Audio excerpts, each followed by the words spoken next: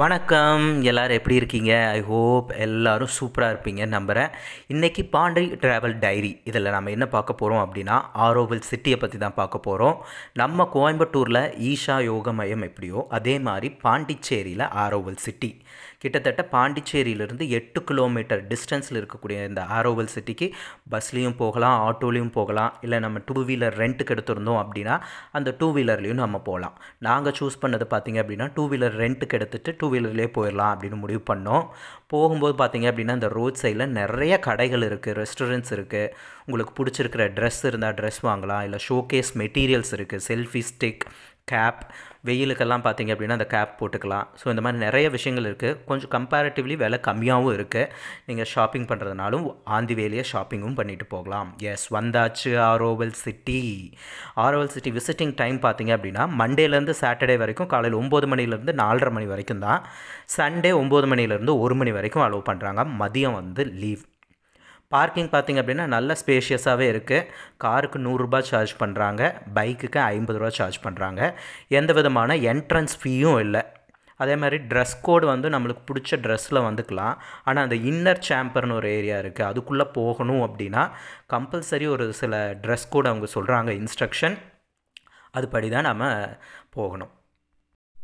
S, அப்படியே தொடர்ந்து நிறையா தூரம் நடந்து போய்கிட்டே இருக்கணும். கால் வலிக்குது அப்படின்னா அங்கங்கே இந்த மாதிரி உட்கார்றதுக்கான ஃபெசிலிட்டிஸும் பண்ணி கொடுத்துருக்காங்க. நீங்கள் இந்த சைடில் பார்த்தீங்க அப்படின்னா நிறையா ஃப்ளெக்ஸ் இருக்கும். இந்த ஃப்ளெக்ஸு ஃபுல்லாகவே ஆரோவில் பற்றியே தான். அதோட ஹிஸ்ட்ரி என்ன, யார் கட்டினாங்க, இதோட மோட்டிவ் என்ன, எப்படியெல்லாம் அந்த கன்ஸ்ட்ரக்ஷன் ஒர்க் நடந்துச்சு, இன்னர் சேம்பர்னால் என்ன, அங்கே யோகா பண்ணுறதுக்கு என்னென்ன ஃபெசிலிட்டிஸ் அவங்க பண்ணி வச்சுருக்காங்க, இந்த மாதிரி எல்லா ஹிஸ்ட்ரியுமே அந்த ஃப்ளெக்ஸ் அண்ட் பேனரில் லைனாக இருக்குது.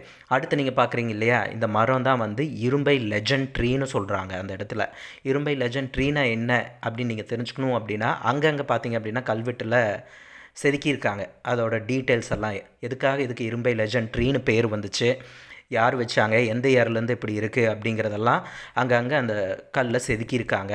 நிறைய டெக்கரேஷன்ஸ் ஒர்க்கும் பண்ணியிருப்பாங்க ஆன் தி வேல. அதையும் நீங்கள் ஜாலியாக பார்த்து என்ஜாய் பண்ணிவிட்டு ஃபோட்டோஸ் எடுக்கிறது அப்படின்னா ஹாப்பியாக ஃபோட்டோஸ் எடுத்துகிட்டு என்ஜாய் பண்ணிகிட்டே போகலாம். இதிலிருந்து கிட்டத்தட்ட ஒரு 1/2 கிலோமீட்டருக்கு மேலே நீங்கள் நடந்து போனீங்க அப்படின்னா அங்கே ஒரு மியூசியம் வரும்.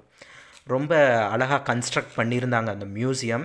அந்த மியூசியம் பார்த்திங்க அப்படின்னா ஃபுல் அண்ட் ஃபுல் நான் ஆல்ரெடி சொன்ன மாதிரி அதோட ஹிஸ்ட்ரி எல்லாமே இருக்குது. கிட்டத்தட்ட 2.5 கிலோமீட்டர்ஸ் அந்த பரப்பளவில் கட்டியிருக்காங்க இந்த ஆரோவில் சிட்டி. கிட்டத்தட்ட 33,000 பேர் மேலே இங்கே தங்கலாமா, அந்த அளவுக்கு பெரிய சிட்டியாக தான் கட்டியிருக்காங்க. 1968 கட்டப்பட்ட இந்த சிட்டியில் மதர் மற்றும் ஸ்ரீ ஆரோபிண்டோ அப்படிங்கிறவங்க சேர்ந்து தான் பண்ணியிருக்காங்க. ஸ்ரீ ஆரோபிண்டோவுக்கு ஒரு ஆசை, புதுசாக ஒரு நியூ ஹியூமனிட்டி சொசைட்டி கட்டணும் அப்படின்னு சொல்லி அந்த மதர்கிட்ட சொல்லியிருக்காங்க. மதர் வந்து இமீடியட்டாக இந்த ஒர்க் ஸ்டார்ட் பண்ணியிருக்காங்க. அதோட அவுட்லைன், அந்த ப்ளூ பிரிண்ட்டு நல்லா சொல்கிறோம்ல, இந்த மாதிரி தான் இருக்கும் அப்படிங்கிறத அழகாக அங்கங்கே எக்ஸிபிஷன் மாதிரி மியூசியம் மாதிரி காட்டியிருக்காங்க. எப்படி கன்ஸ்ட்ரக்ஷன் இருக்குது அப்படிங்கிறத அந்த ப்ளூ பிரிண்ட்டை பார்க்கலாம். இப்போ நீங்கள் பார்க்குறதான் பார்த்தீங்க அப்படின்னா தியேட்டர். ஒவ்வொரு 45 மினிட்ஸுக்கும் இங்கே வந்து இந்த மியூசியம் பற்றி அந்த வீடியோஸ் தமிழ், ஹிந்தி, ஃப்ரெஞ்ச், இங்கிலீஷில் டிஸ்பிளே ஆகிட்டே இருக்கும். அதையும் நீங்கள் பார்க்கலாம். இல்லை அப்படின்னா பக்கத்துலேயே ஒரு டிவி ரூம் அப்படின்னு வச்சுருக்காங்க. அங்கே பெரிய ஸ்க்ரீனில் பார்க்குறவங்களும் பார்க்கலாம், இங்கே வந்து சின்ன ஸ்க்ரீனில் பார்க்குறனாலும் பார்க்கலாம்.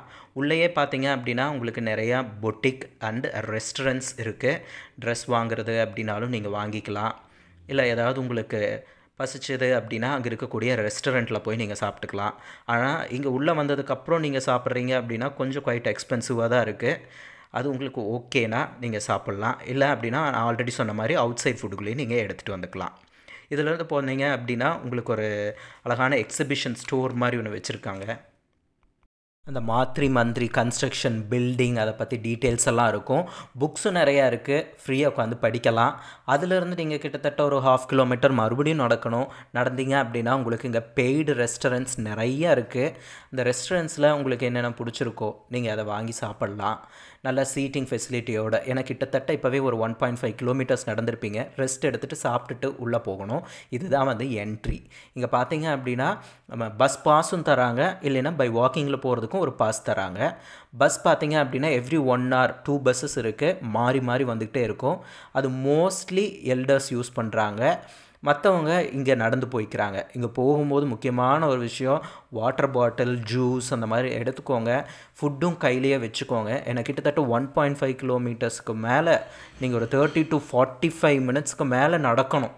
அது நடக்கும்போது இங்கே எந்த ஃபெசிலிட்டியும் இல்லை, வெறும் இந்த மாதிரி காடு மாதிரி தான் இருக்கும். சைடில் உங்களுக்கு வேணும் அப்படின்னா பஸ்ஸில் போய்க்கலாம், இல்லை அப்படின்னா இதை சூஸ் பண்ணிக்கோங்க. பை வாக் போயிட்டே இருக்கலாம். உள்ளே போன உடனே பார்த்தீங்க அப்படின்னா அந்த வியூ பாயிண்ட் உங்களுக்கு வந்திருக்கும்.